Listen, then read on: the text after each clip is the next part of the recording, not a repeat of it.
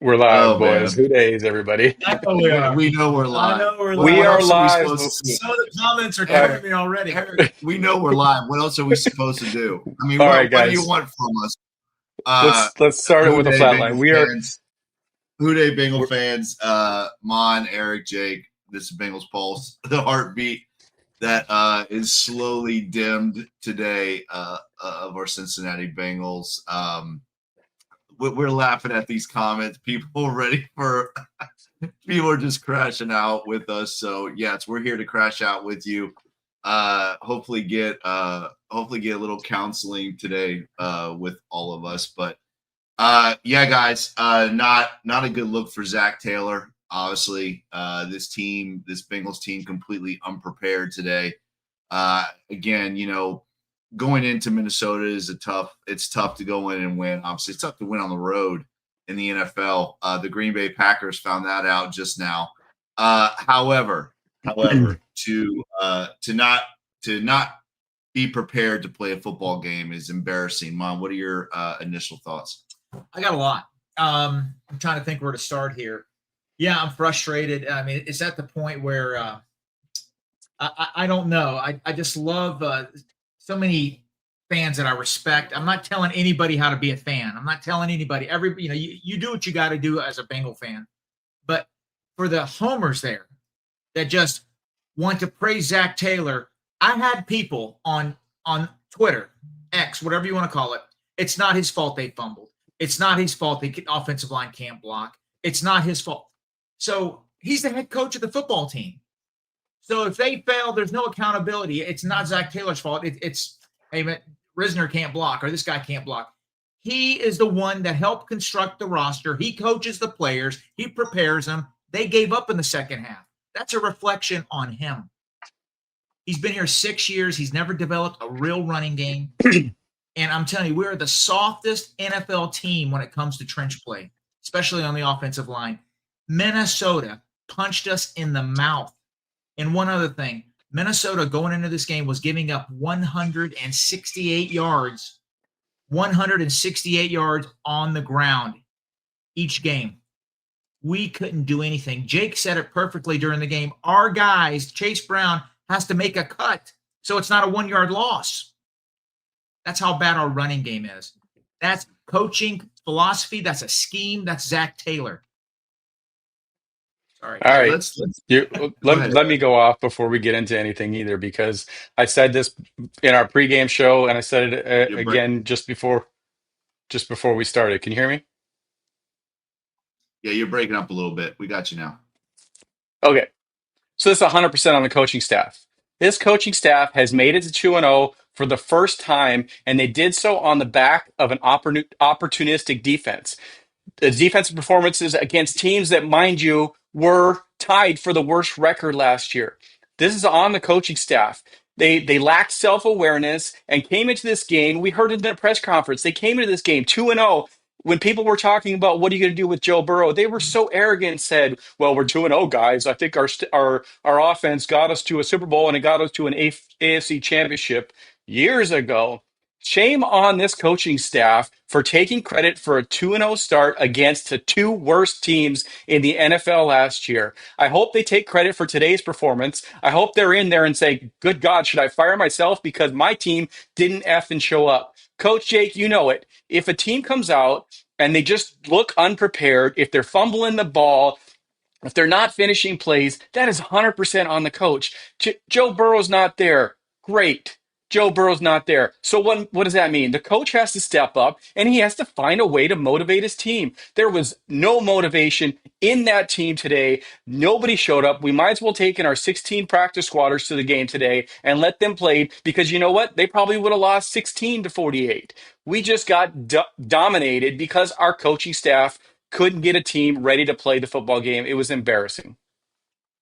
Listen, I'm gonna throw some crazy stats out. And again, Mon and I, we come on here every week and we talk about the run game. We talk about how important the run game is, and we get crap for it. That there's people that are like, oh, we don't have to run the ball. That's not our offense. Blah blah blah blah blah.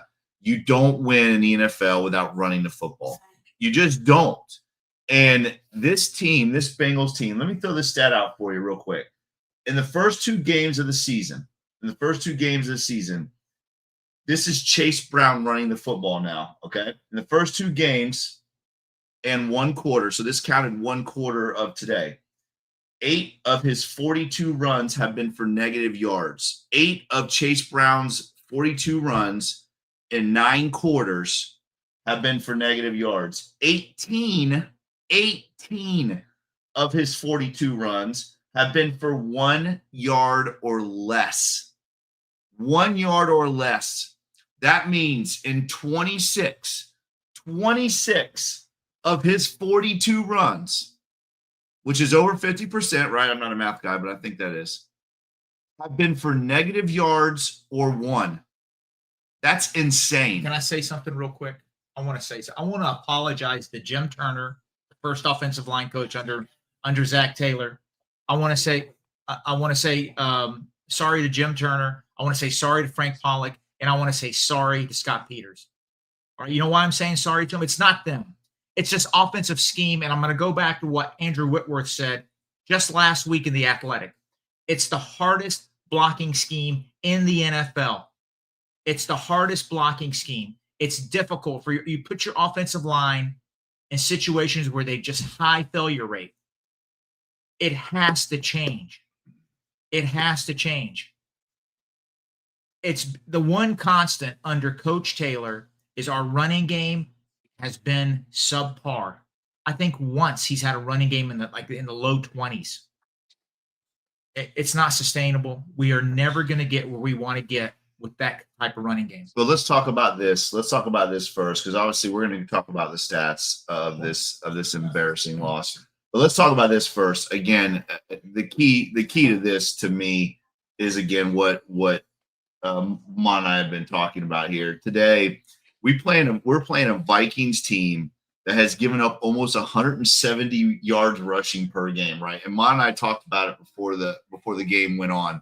If the Bengals can't run the football against this Vikings team, we are in deep shit. The Atlanta Falcons, who just got beat 30-something-0 by the Carolina Panthers, ran for almost 200 yards against this Vikings team. Let me tell you what we did today. 21 carries for 53 yards. We averaged 2.5 yards a carry. So, yes, the turnovers are bad and all that. But, again, if you cannot run the football, you force yourself to and you're pressured to throw the ball and drop back. And, again, we're going to talk about the offensive line play and Orlando Brown and how terrible that was today. But, again, if you can't run the football, you are not going to sustain success. And again, when you don't have Joe Burrow and you can't run the football, you're not going to win football games. And this Bengals team, Zach Taylor, and this offense has got to find a way. Listen, defensively, we'll talk about all this, but defensively, we didn't play a bad game that first half defensively. This is on the offense. This is on Zach Taylor, Dan Pitcher, and whoever else is involved with this shit show of an offense. That's on them. This is on the coaching staff not preparing these guys to come out and play football today. I just want to read something one more time. I know I was clumsy saying it earlier. Andrew Whitworth pointed out that the ugly pass blocking win rate stats that are circulating about the Bengals, without question to me, I think it's the hardest place to play offensive line in the NFL. There's no question. I think it's the most difficult job in the NFL to pass block and play offensive line is in Cincinnati. Listen, talent's part of the problem. I get it. All right. Joe Burrow being a hero, part of the problem. Yes. The scheme is the one thing we can change. Zach Taylor can't do it. Guys, cold hard facts. Unsuccessful. He was terminated at UC. All right. He was an offensive coordinator with the Dolphins. It didn't work out. That's a pretty big sample size. We went to a Super Bowl, back-to-back AFC championship games. Thank you, Zach. Thank you, Coach Taylor. That was with the greatness of Burrow and Chase and Higgins and Joe Mixon. And the defense. And the defense. Opportunistic defense. Yes. All right. Listen, I know there's a lot of homers out there. A lot of people want social media clout from the Bengals that, hey, you can't say anything bad about Zach Taylor. Hey, man, I'm a genuine fan. That's my take. You don't have to agree with it. The Bengals will never get where they need to be with Zach Taylor as head coach. They're never going to get where they need to be if they can't run the freaking ball. Canadian Listen, Football League teams can run the ball better than the Bengals. It's embarrassing. It's embarrassing. it is embarrassing. I'm the biggest effing homer around, and I'm out here saying Zach's not getting it done. He's not. You can't rely on Joe Burrow and cover up for everything else that your scheme does, and you can't even take the offensive line as a scapegoat. We've seen this year after year with good, high quality free agents on the offensive line, but it's like you said, the scheme is so difficult that they can't just go out there and punch guys in the face. We do have a super chat here from KP from KC. Thank you, Peyton Manning had KP. Falk, Thank you, James, KP. Adai, and we have to run it effectively or Joe is done. It's the damn scheme. It absolutely is the scheme because Peyton Manning did run a lot out of the shotgun. This is the scheme. This is an offensive play caller that he thinks he's the smartest man in the room because his one smart thing that he did was luck into getting Joe Burrow. I'm sorry. You have to go out there and you have to prove to us that you can design running plays that will actually get open lanes for Chase Brown to make a cut 3 yards down the field, 2 yards down the field every time he's dancing in the background. People gave us so much crap for not wanting Joe Mixon to be gone. Joe Mixon probably covered up a lot of Zach's faults because he was making cuts in the backfield and he was getting a 1 or 2 yard play when it should have been a 1 or 2 yard loss. It's got to change, and I don't believe that it's going I to don't change want to. this year. I don't want to rehash the old Mixon versus Brown No. thing. I love both of them. Brown's a great player. Brown was supposed to be the new fresh running back for the Bengals. You know why? He's a little smaller, shiftier, and faster. You know why they needed shiftier and faster running backs? Because their offensive line is garbage. And I'm not saying the talent, it's just the scheme. Zach Taylor and his staff have constructed a roster for a team that throws the ball 65, 67% of the time. They want pass blockers, guys that can occasionally give you, misdirection run here, jet sweep or something. Their run game is smoke and mirrors. They have a roster, an offensive line that is geared towards pass blocking. And when you have to run, you can't do it. Well, There the, needs to the, be a the, pro- change in philosophy. There has to be a change in philosophy. The problem with that is that I'm fine. If you're going to run a smoke and mirrors offense, that's great. But you got to be somewhere near David Copperfield. They're like the magician that just went out and bought his first magic book and is over there saying, don't look over here. And then they run it right next to where they're telling them not to look. It's just bullshit. You're going to be smoke and mirrors, at least do a good job at it. They don't. Their misdirections are shitty. And there's never a lane for our running backs to run. It's just predictable. We could go out and we could be Tony Romo out there and we could tell you every play exactly what the Bengals are going to do because everybody can figure it out. Jake's flag football team could watch this game and say, "Oh, Zach Taylor is going to call a play to go right here." A group of 8-year-olds could go out there and say, "This is what Zach's going to call next. This is what Zach's going to do there. Oh, he's going to try and trick him. This is how he's going to trick him." It's too predictable and it's just not going to work in the NFL. Well, let's talk some stats here because some of these stats are really crazy, guys. Obviously, the 5 turnovers is a big stat, and I'm sure Zach Taylor is going to find a way to twist this, and it is. I mean, the 5 turnovers obviously, flip the entire momentum of this game. But again, the 5 turnovers is still offense, right? That's still the offensive side of the ball. That's having your guys not prepared to come out and play football. Total drives, the Bengals had 13 total drives. The Vikings only 12. Total yards, 171 for the Bengals, 351 for the Vikings. The Vikings ran 58 plays, the Bengals 52 plays. We talked about the rushing already. The Vikings ran for 170 yards. The Bengals ran for 53 yards. Listen to this stat, guys. This has got to be a first. This truly has got to be a first in NFL history. The Bengals had 4 penalties called against them today for 45 yards. The Vikings had 13 penalties called against them for 105 yards, and they still won by 38 points. That has got to be an NFL record. There is no way a team has ever won by 38 points and had 13 penalties called against them. Unreal. Team stats. Go ahead, Mom. The turnovers offset that, obviously. Yeah, but I mean, Yeah. still, good Lord. I mean, that's got to be an NFL record. All right, let's go over these individual stats real quick. Jake Browning. Mon, it's not letting me go down here. Can you show me the? There we go. All right, here we go. Jake Browning. Oh, Yeah. Got to do two fingers. there you go. It's a Mac. Chew and walk. Are you It's a walking and Mac, chewing guys. gum? It's a Mac. He's trying to figure. It's a Mac. I'm not a computer guy. Here we go. All right, so Jake Browning, 19 to 27, 140, one touchdown. Obviously, two very bad interceptions. He was sacked 3 times. Samaje Perine, the leading rusher, who had that on their bingo card today. Samaje Perine, 4 carries for 21 yards. Obviously, one of those turnovers by Samaje. Guess who the second leading rusher was? Eric? Any Jake idea? Browning? Taj Brooks. Taj Brooks, 5 carries for 17 yards. Chase Brown, 10 carries for 3 yards. 10 carries for 3 yards from our starting running back. Wow. You got to be kidding me. Ju- Are you serious? Yeah, I'm serious. I'm reading it. And listen to this. His longest run today was 4 yards. So he had 10 carries for 3 total yards, but his longest run today was for 4 yards. So figure that one out, Bengal fans. And then you tell me if we can win without running the football. Jamar Chase, 5 catches, 50 yards. Noah Fant, 5 catches for 26 yards. And I think probably the biggest play of the game was his fumble as the Bengals were going in at half. Really could be down by only 1 score. And within a minute, the Vikings score 17 points. Yeah. Well, Drew Sample, hang on one second. Go ahead.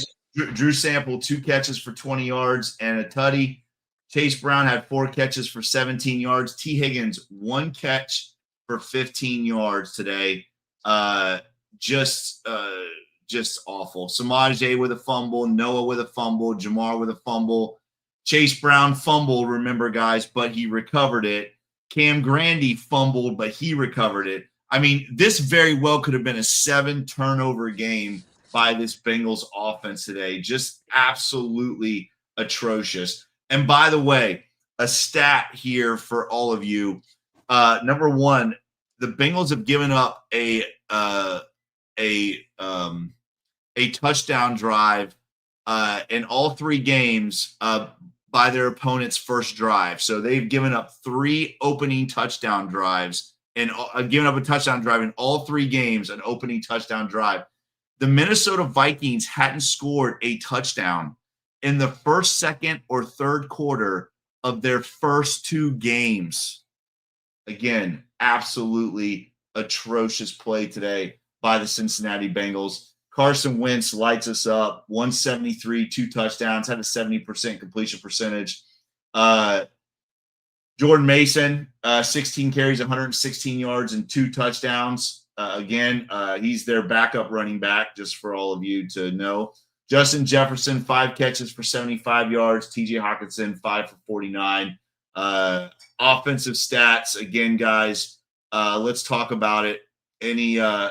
Anything to say about those embarrassing stats, Mom? No. I just like it scores 48-10. They scored 21 points off of turnovers. You got to say 28, but 21 points off of turnovers. Game still wasn't close, even if we had a pretty clean game turnover-wise. Mhm. I just, while he's reading the stats, it just made me think of something about the running game. Joe Burrow in that quarterback series on Netflix, I think episode 4, he's watching a game and they're filming him and he's talking about, I think it was the Seattle Seahawks or it might have been San Fran. He goes, look at them. He was in awe of the way they run the ball. Yeah. Best play action team running the ball. Look at that. Yeah. He was really enamored by this other team that he was watching on Sunday, how they run the ball. Yeah. You guys are trying to tell me he doesn't want to run the ball in Cincinnati? I think it was a 49er game. Yeah. Some fans on here are like, we got Jamar, we got T. Of course we do. Guess what? They're always going to put up stats. Imagine the stats they could put up if we had a running game that other teams feared.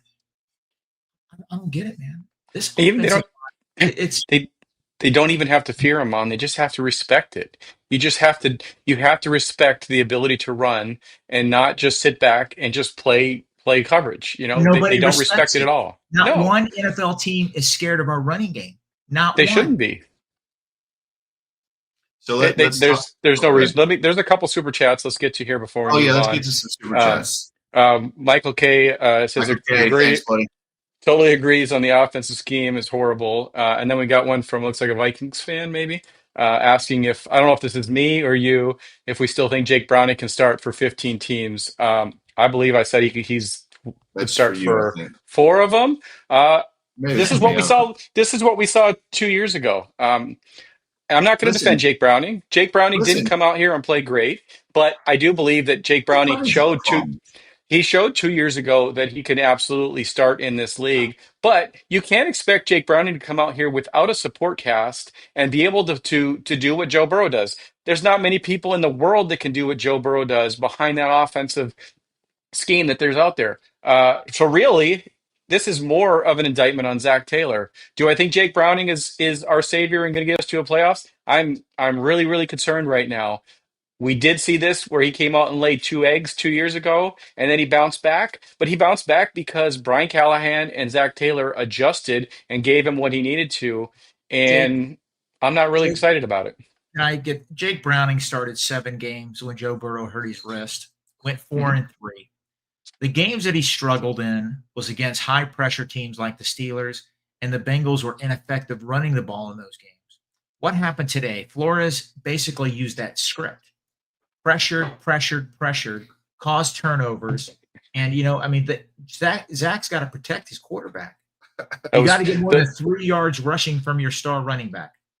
Maddie following Yes, up with that's for Jake. yeah. I'll follow up with that. Sure, I will follow up with that because I was defending you, Eric, while you were trying to defend yourself. Jake Browning is not the problem. Yes, Jake Browning could still start for 15 teams in this league. There's no doubt about it. There's no doubt in my mind. We just got finished talking about. By the way, thank you very much for both those super chats. Let me say that first of all. And I'm having no problem doing the back and forth. I enjoy it. Let me say this. Jake Browning, we just talked about for the first 15 minutes of the show. It's not Jake Browning. It's not Joe Burrow. This offensive scheme is just piss poor. Zach Taylor, Dan Pitcher, it doesn't matter. It doesn't matter who's coaching the offensive line. This offensive scheme is absolutely piss poor. You can put Tom Brady in his prime. If you're running the ball for 2 yards, and again, New England, when Brady was winning all those Super Bowls and stuff, New England still could run the football. Let's be very clear about that. They had a run game. You cannot win football games rushing for 2 yards a carry. Look what happened last year. We had a Triple Crown winner. We had a quarterback that threw for 40 touchdowns. How many yards did Joe Burrow have last year? We didn't make the playoffs. Yeah. Because we had a horrible run game. Yeah. Now, again, let me say, Jake Browning did not play well today, for sure. The 2 interceptions were bad, but Jake Browning didn't fumble the ball 5 times. That was his teammates that fumbled the football. And again, I'm not going to sit here and defend Jake Browning because he didn't play well either. That interception was soul crushing to say the least. But again, if we're trying to put this on Jake Browning, this is the problem. This is the problem right here, that we're trying to blame Jake Browning just like people were trying to blame Joe Burrow for getting hurt.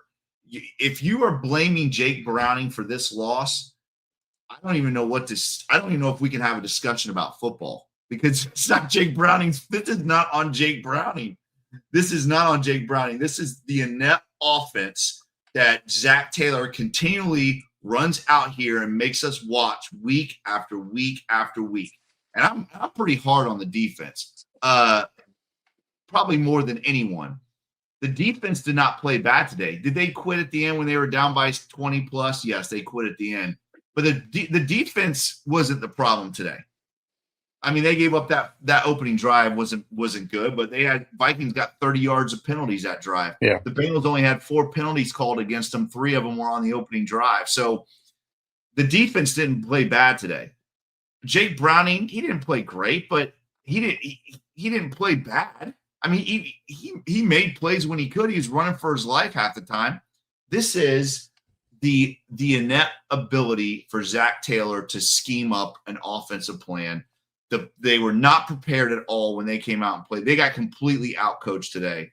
So if you're trying to find blame here, and you're looking at Jake Browning, you're looking at the wrong person. Again, I'm not saying he did a great job today, but he's not the reason why we got beat 48-10. Can I ask a question? 420 people in our chat right here.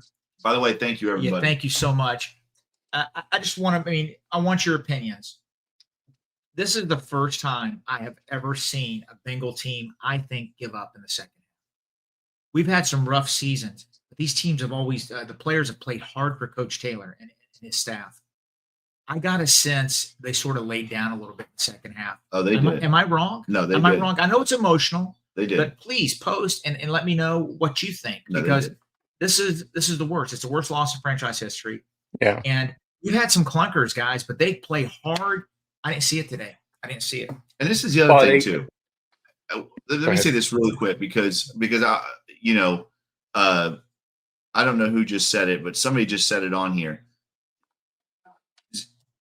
Joe Burrow is elite, right? We know that. He's the best quarterback in football. There's no doubt about it. Joe Burrow, you can still be in games with Joe Burrow when you're running for 2 yards a carry. You can't. There's only maybe 2 quarterbacks in the entire NFL that can continuously win when they're running the ball for 2 yards a carry. There's only probably 2. Joe Burrow is one of them. Jake Browning is not one of them. Again, Jake Browning is not the problem right now. He is not the problem.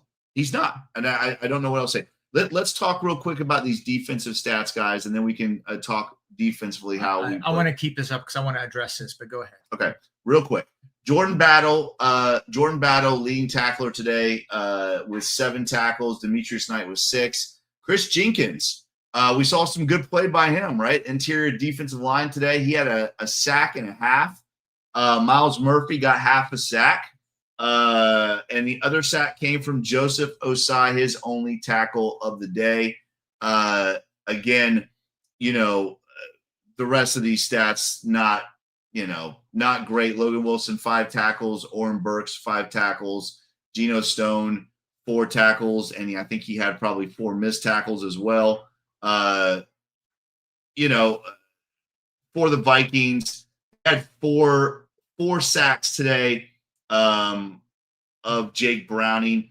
But again, we can talk about it because Mon had an issue with Orlando Brown Jr. He was, guys, I'm sorry. He did not look good today. I don't think he's looked good this year. I know I don't have a time machine to go back in time. We used Bates's money on him. Guys, I was excited about it. I know he's a good proven player, but he's got to be better than he was today. I want to say something. We said this on Thursday night's show that Flores is going to send the kitchen sink. He's going to blitz, and do whatever it takes to make the Bengals offense uncomfortable. I'm a fireman in Florida. He's a high school football coach. Eric, you work at the space industry. We knew that was coming. We knew that it was is coming. Rocket science. Yeah. We knew it was coming. And guess what? Apparently the Bengals did or didn't because they didn't stop it or they weren't prepared for it. It's just frustrating. It's so obvious what they're going to do. They're going to attack our weaknesses, which is the interior of the offensive line. Darren Fairchild's going to be a good player. He's not there yet. Harris is an average guy. He's doing okay. Our right guard situation is still it's where it was last year, guys. I'm sorry. Teams are attacking that, and guess what? They got turnovers because they put pressure on our offense. And listen, they were hitting us, man. They were extremely physical. They were very physical. They caused those turnovers with their physicality. Yeah. So this, I know I said it before, but this is absolutely arrogance on the part of our coaching staff.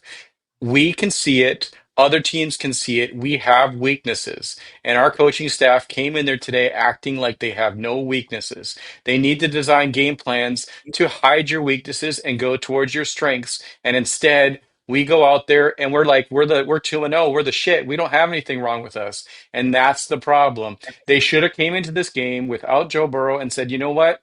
We are going to run the ball when everybody thinks that we're going to run the ball. We're going to run it down your throats, and then we're going to hit them with play action. Instead, we used a lot of the Joe Burrow offense, which is not going to work. This is just, it is what it is. This coaching staff thinks they're the smartest coaching staff in the world, and they couldn't come out here and get a high school team to win a game. It's ridiculous. Mike Brown's burner account said, "I blame Tobert." Listen, hey, I just told you, they had 13 penalties called against them. We only had 4. We can't blame. This is Yeah, and unfortunately Tobert was Mike Brown's laughing at some of burner. them. We can't blame Topher, but that's really good. We got That's a we got really good another comment. I super like that. That's funny. we got another Just, super I'm chat from Curtis stunned. Tucker here. Good. Oh, So Curtis, thanks, thank you Curtis. so He much. says there's no point looking for quarterbacks in free agency or trade if this offensive scheme is straight trash. And I don't disagree. We had a lot of talk about Jameis Winston coming in here. Jameis Winston would have probably thrown 12 picks out there. Zach Taylor didn't call an offense to help Jake Browning out. His wide receivers weren't open. In reality, if Jake Brown was trash, he probably would have thrown more picks. There was easily 6 or 7 picks on the table out there, and he threw away or he scrambled. And it's just no support from the coaching staff. We have another super chat here. You want to throw that up there? Yeah, from Ben. Thanks, Ben, for that. He From says, Ben. guys, Thanks, we're Ben. very bad Appreciate in it, the Ben. trenches on both sides. It's been like this for years. We've changed offensive and defensive line coaches. I don't know how we could Yeah. fix it. Let me go to you guys, because is any of this fixable by this staff, or is it only fixable with a new coaching staff? Go ahead, Mom. Go ahead. I mentioned it earlier. We've had 3 offensive line coaches and a lot of the same problems. It's a scheme issue. I mean, it's multiple issues. Don't get me wrong. I think the talent can be better in some spots. It really can be.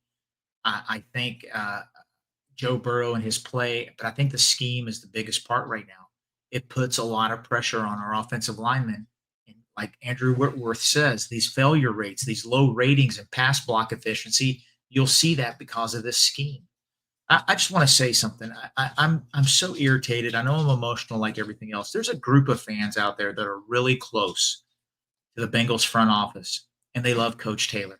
Hey, man, you guys fan all you want, right? But don't come after us for being real about it and genuine and being frustrated. If you guys want to bend over backwards and stick up for him and this, that, and this, by all means do it. But it's not, I mean, I'm sorry. I don't think it's genuine.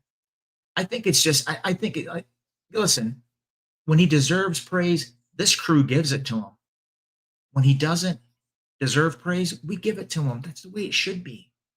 But man, it is so irritating. And I'm sorry, it's cringy. Well, let me say cringy. Yeah. Okay. Yeah. All right, Mon getting with the times here. Yeah. Let me say this. First of all, Ben, thank you so much. And thank you, guys. We are almost at 500 right now. Thank you guys so much for joining us. Listen, Mon, Eric, and I, we need this. We need this from you just as bad as you need it from us. So thank you guys so much. We love you. We appreciate you, Ben. Everyone that's super chatted, thank you guys so much. Ben, let me go back to what Ben said real quick. And I have said this from day one. We do not draft the trenches well. We don't draft defensive line well. We don't draft offensive line well. That is why we consistently are bad at it. We do not develop those guys on the defensive line or the offensive line. And so sometimes I guess it is hard to say if we draft well because we don't develop well. But like Mon said, we have gone now through multiple defensive line coaches, multiple offensive line coaches, and it's still the same shit. We're still getting the same product on the field. And I think as a head coach, you eventually have to look at yourself and say, what am I doing wrong in order for this to be the case? Because no one else is hiring these people except for Zach Taylor. Zach Taylor is the one hiring these people. So yes, Ben, to answer your question, we are not good in the trenches, and we haven't been for a long time. And I don't know if I see that getting better. I don't know how you fix it when it is, again, one of those things where it's like, fool me once, fool me twice. Okay, now we're starting to see a lot of similarities every single year. And again, that goes with Zach Taylor. And being a coach myself, I'm always going to defend coaches. But it's hard to defend Zach Taylor at this point. It truly is. Like, I don't know how you can defend guys. Listen, I know we started 2-0 this year, but in Zach Taylor's career as a head coach of the Bengals, we were 1-11 to start the season. That is coaching. That is not having your team prepared. Mon and I set through, and you too, Eric, we've set through numerous opening home games where we just look absolutely terrible and unprepared. That is what we look like today. We looked unprepared to play the Minnesota Vikings. Eric, can you put that graphic up that I sent you? Yeah, give me a minute to get it to my computer. Well, and CC's right. We have invested in the trenches. Yes. That is this CC. That is the scary thing about it all. We have invested in the trenches, and it still hasn't worked out. Guys, go ahead, Mom. I know people that follow me, broken record, Mon, but it's going to happen again. I admire the Rams, even though they lost horribly today. The Rams won a Super Bowl. They beat us in Super Bowl 56. They mortgaged their future to beat us. They traded away 5 draft picks to win a Super Bowl. People laughed at them, but hey, they got their Super Bowl. Why would you laugh at them? They're supposed to be in a 5 to 10 year rebuild.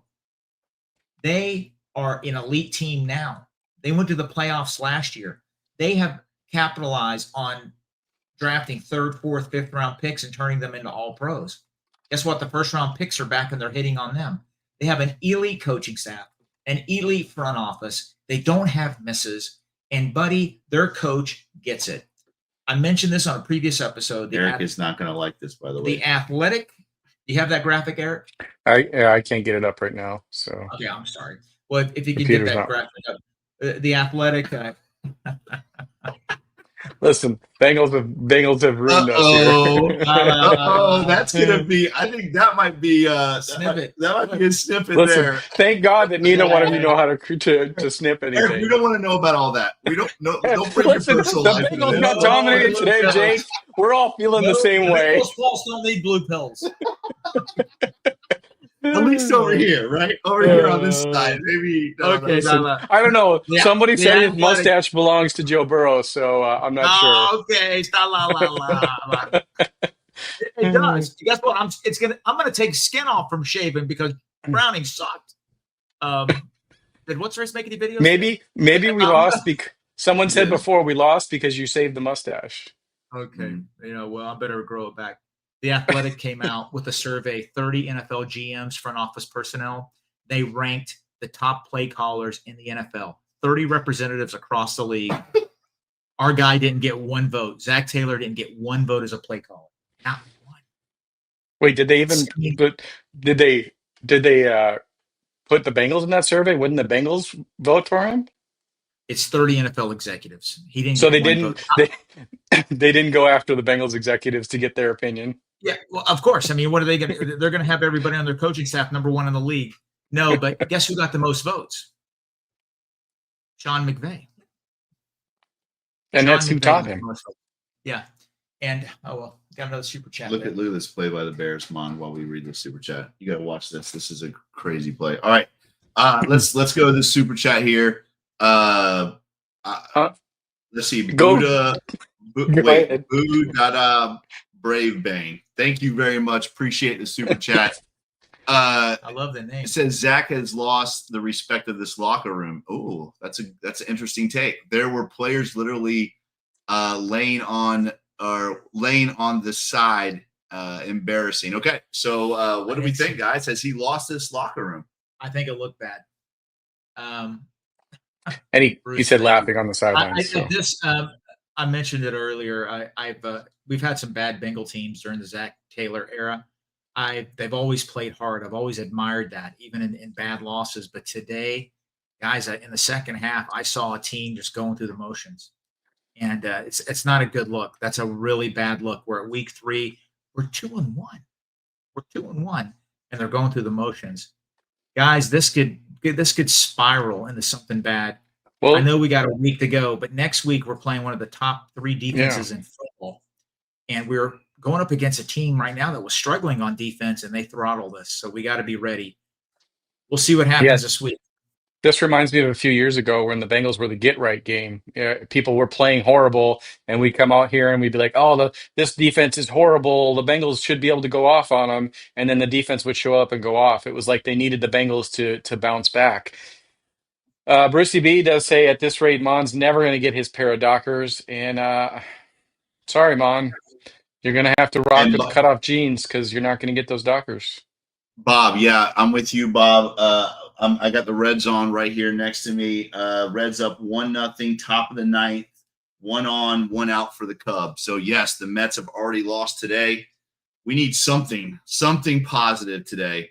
But yes, Bob, I'm with you. Got the Reds on right here next to me. Yeah, guys, I don't. I think it would be very. I don't think it would be out of the realm to worry about. Uh, I don't know if Zach's lost the locker room, but there was definitely a very I don't know, it was a very bad look. It was a very bad look in the second half of that game. You know, we talked a little bit about and Zach at halftime said we have a lot of pride to play for. I don't know if you guys saw that. And they come out and go run up the middle, -2, run up the middle, no yards. Now it's 3rd and 12, and we go 1-2, we go 3 and out. You know what I mean? So I don't know. It is not a good. It was not a good look today for Zach and this coaching staff. It really wasn't. And I don't want to.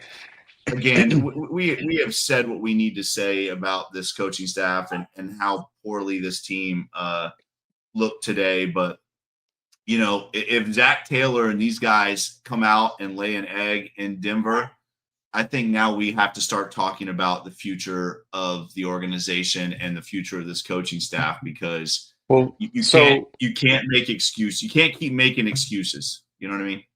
in We my got the Reds on opinion, my phone down here. I'm sorry if I'm distracted. okay, Keep on with the show. how do we not lay an egg against the Broncos? The Broncos are one of the best defenses in the league. We don't have the offensive scheme to be able to compete. I don't see how I have us losing to the Broncos because good God, how are we going to beat them on a Monday night in Denver with that type of performance? And then we follow You it know up with the what? Lions, Packers, and Steelers. They lost by 38 points. Embarrassed. Worst loss in Bengal history's on Zach Taylor's resume. Let's see if his nuts drop, and let's see what happens this week in practice. We're going to see Yeah. how they show up next Monday night. Yeah, you're absolutely right. If the Bengals come out and duplicate this performance against the Broncos, then this season, there's no hope for this season because they have to come out. They don't have to win the game, but they have to come out and look like a freaking football team, for God's sakes. Yeah, if they're not competitive, that's going to be that's just not going to be good. That's not going to be good if they're not competitive on Monday night. I really think they will be, though. And again, I hate this because I do sound like a homer right now, and I can hear myself saying it, but I really do think that this team, if like Mon said, and I think it is that the scientific term, if your nuts drop. I think he's a science guy. I don't know if you know that. This is Mon Nye, the science guy, using scientific terms like nuts dropping. I Lord, we're gonna listen. get him a If custom the nut Bengals cracker if this keeps happening. if the Bengals come out and they look like they did today next week, guys, we are in for a long season. I don't care how Yeah. easy the schedule gets. We're in for a long season. Guess what I'm Well, doing? I'm going to grow the mustache back. I'm growing it back. I think the mojo is off. I You hear think that? it is. yeah, The we were mustache is 2-0 going. with the I mustache. apologize. This loss is on me. I'm sorry, Zach Taylor, for calling you back. I'm sorry. Listen, It's on we're me. gonna My nuts will drop. Okay, so it's all good. we need to get like Dollar Shave Club to sponsor us because we talk about Mon shaving his mustache so much. The thing is this season we talked about Jake Browning being able to do it, but not with Zach Taylor holding him back. And we're gonna find out really, really soon whether or not Zach Taylor is gonna be able to adapt. People have thrown out there before if they get rid of Zach, who's gonna be the coach, this and that. I don't think anybody on this coaching staff should be coaching if Zach is gone. If that happens, you need to clean slate. You need to bring in a fresh offensive mind, somebody like a Kyle Shanahan type mind or a Ben Johnson, somebody to actually run a freaking offense. We're not there yet, guys, but Guys, I'm if the really wheels, discouraged. Eric, if the wheels pop off and it gets really ugly and they make a coaching change, it won't be until the offseason. Zach Taylor is going to be here until the season ends. I want Zach Taylor to be our coach for years. I do. Might be hard for some people to believe me. I want this team to rebound. Yeah. I want this team to rebound, and I want them to come out and play hard next week. I want to get to the dance, like I said earlier. Yeah. To get to the dance. There's 14 more games to go. Listen, what we need, the best case scenario for our Bengals is that next Monday night we're going live at midnight, and we've got clips of us saying how horrible Zach Taylor was, and we have to turn around and apologize because he came out and schemed up an actual game. He should have done that today. I hope he does it next Monday, but I'm a little concerned. Well, I ain't apologizing. he just said, "I'm not apologizing for nothing." Just for that, I'm not shaving. So, what you could say then is, "You're welcome, Zach. I put some fire on you, and you listened." That's what you could say. Well, I think this team needs to, again, and this is coach speak, but they do need to legitimately look themselves in the mirror after their performance today, because again, I am solely on that Zach Taylor did not have this team prepared. But I think the other part of it that you have to look at is players still have to go out and execute and make plays, right? I mean, that's part of it. And the players did not come out and execute. Again, we saw 7 fumbles today by this Bengals offense. 5 of them were lost. We saw 2 bad interceptions. But again, it just felt like, and I don't know if you feel this way, Mon and Eric, but it just felt like we just didn't have a chance to move the football. Like, you could see it on the field. It felt like this offense was never going to be successful today. And that's tough. T. Higgins had 1 catch. I think he had 2 targets, 1 catch. I know this is a simplistic way to look at it. It was a lack of energy. Minnesota was flying to the ball. Minnesota was flying. Absolutely laying the wood today. Yeah. And we were just a punching bag. We were a punching bag. 1 more strike, guys, and the Reds win the game. We're trying to stretch this out. 1 more pitch, Eric, maybe 2. You want me to rant some more on Zach Taylor while you guys watch the game? We were out physical today. We were, guys. We really were. I mean, we had some glimpses there. I thought our defense hung in tight. Didn't help them, obviously, with all the turnovers. But, man, we got to be better. We got to be better. How many podcasts have we come on here and you said we were out physicaled, we were out hustled? It's like an earmark of a Zach Taylor-led Bengals team. Reds won. Let's go. Congrats on the Reds winning. At least, hey, you should have started the Reds Pulse. Baby. You could have had a victory or something to celebrate there. Anyway, how many times? I needed that after today. Go ahead. How many times have we come on here and said the Bengals were out physicaled? This is the AFC North team that plays like an NFC East team. We don't play AFC North football, and until we start playing that type of football, we're not going to be competitive. Well, and we better start now, right? I mean, Denver, Detroit, Green Bay. It does Pittsburgh? not get. Yeah. Pittsburgh coming into Cincinnati on a Thursday night. They're going to come out and they're going to, if we know anything, Mike Tomlin is going to come out and be aggressive and they're going to punch us in the face. That's what Pittsburgh does. We need to be prepared for that. We lose to teams that punch us in the face. I know this is just my take. It's only 3 games, but it's been this way for me for the last 2 years. If I rank the trench play in the AFC North on both sides, offense and defense, the Bengals are in 4th. They are this year so far. They were last year and they were the year before. And that's not the recipe to succeed in the AFC North. I think the problem with this team a few years ago, we were built to beat the Chiefs. And we were successful at it. We had a 2-year span where we were just up and down the field trying to beat the Bills and the Chiefs.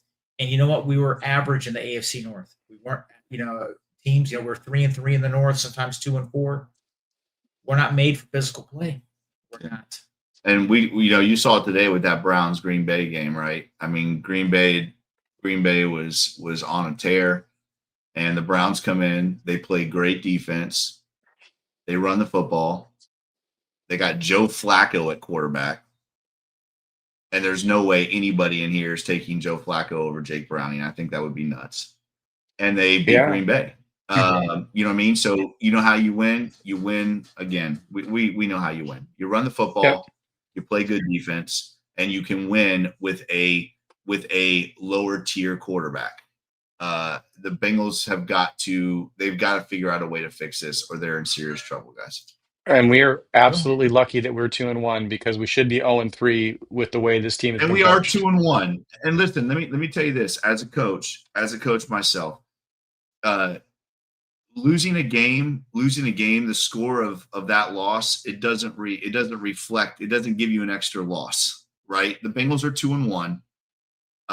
They laid an egg today, but they're still 2-1. They're still in first place of the division, no matter what happens tonight in the Ravens-Lions game, or is that tomorrow night?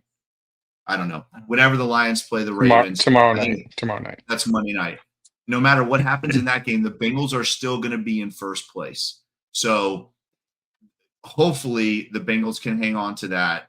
And again, guys, we're 2-1. We're 2-1. We're used to being 1-3 at this point. So the season is not over. I'm not calling this the season, but I'm going to tell you right now, I said it before, if we come out and look like shit against Denver on Monday night, it's going to be a long season. But I know we got to get out of here. Let me just say this too. Well over 500 people right now in the chat. You guys are so incredible. Thank you guys so much. Again, I know we say it all the time, but we truly mean this. Again, the three of us are just diehard Bengal fans. And for you guys to show us all this love every week, we just appreciate it so much. We really do. You guys are just incredible. Anything else to say, guys? You ready to get out of here? No, shout out to everybody that's here with us. But you know what? Shout out to our opponents that are here heckling us too, because hey, that's good stuff. All views are good views. So thanks for boosting our podcast. Thanks for boosting our reach. It is a therapy session. You hurt our feelings. Hey, yeah. Normally listen. we go through this on our own, and it's nice to go through this as a group of Bengals fans. Listen, Mon and I are also diehard Reds fans. Listen, 6 games left. The Reds hold the last wild card spot right now. So a little bit of something to be happy about today. All right, guys, that's another edition of the Bengals Pulse. As always, if you like this podcast, make sure you like, share, and subscribe to this podcast. Make sure you check us out on all the awesome podcast platforms, Apple, Stitcher, Spotify. As always, follow Mon on Twitter @TheFireMon. Follow me on Twitter @CoachJakeOwens9. Follow Eric on Twitter @eFlash with 2 H's 88. Follow the Cincinnati Podcast Network on Twitter @CincinnatiPod. And as always, guys, follow the Bengals Pulse on Twitter. Please, please, please, @the Bengals Pulse, or on Instagram, the same without the @the Bengals Pulse. As always, guys, if you like us, give us that 5-star review. We very much appreciate that. Make sure you check out all the awesome podcasts right here on the Cincinnati Podcast Network. He is Mon, Eric, I am Jake. This is the Bengals Pulse. Hoo day, Bengal fans. We'll talk to you next week. See you guys.